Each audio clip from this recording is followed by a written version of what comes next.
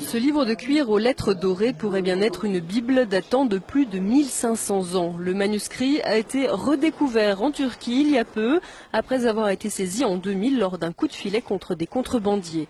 Il sommeillait depuis 12 ans dans les placards de la justice et pourtant il pourrait bien s'agir d'un vrai trésor, car il est écrit en araméen, la langue de Jésus.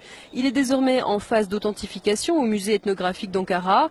D'après certains médias turcs, le Vatican aurait demandé à pouvoir le consulter. Une rumeur aussitôt démentie par le Saint-Siège.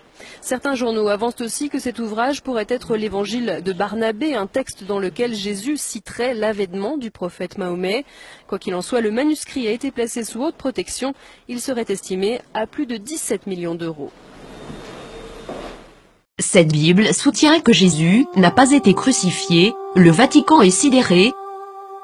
Cette Bible a été découverte et gardée secrète en 2000 et contient l'évangile de Barnabé, un disciple du Christ, qui soutient que Jésus n'a pas été crucifié, qu'il n'était pas le Fils de Dieu, mais bien un prophète.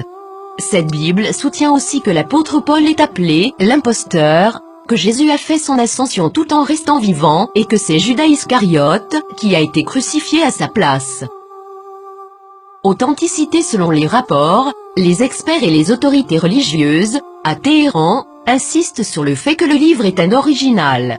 Il est écrit avec des lettres dorées, sur du cuir relié et il est écrit dans la langue araméenne, qui était la langue parlée par Jésus. Le texte principal maintient une vision similaire à celle de l'islam, contredisant les enseignements du Nouveau Testament de la chrétienté.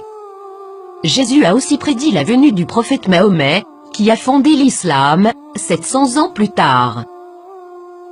Plusieurs croient que, durant le concile de Nicée, l'Église catholique a choisi la forme qu'aurait la Bible, omettant l'évangile de Barnabé, parmi d'autres, et favorisant les 4 évangiles que nous connaissons aujourd'hui. De nombreux textes bibliques ont commencé à faire surface depuis ce temps, incluant ceux de la Mère morte et les évangiles gnostiques, mais cette Bible semble tout particulièrement inquiéter le Vatican. Qu'est-ce que cela signifie pour les religions chrétiennes et ses adeptes? Quelque chose d'inconfortable. Le Vatican a demandé aux autorités turques de pouvoir examiner le contenu du livre. Maintenant que ce livre a été découvert, accepteront-ils cette preuve? La nieront-ils? L'appelleront-ils un mensonge musulman, comme l'a fait le magazine Trut en 2000? Pour plusieurs, ce livre est un rayon d'espoir et les croyants réaliseront bientôt que l'objet de leur adoration est arbitraire et que tous les textes, spécialement les textes religieux, sont sujets à l'interprétation. Qu'est-ce que cela signifie pour les athées, les agnostiques, les penseurs séculiers? Ce texte est-il réel? Est-il contrefait? Est-ce important? Nous pouvons espérer que cette nouvelle inspirera les religions à se poser des questions, au lieu de pointer du doigt et de tout croire aveuglément. Ne commencez pas à clamer à tous, je te l'avais bien dit.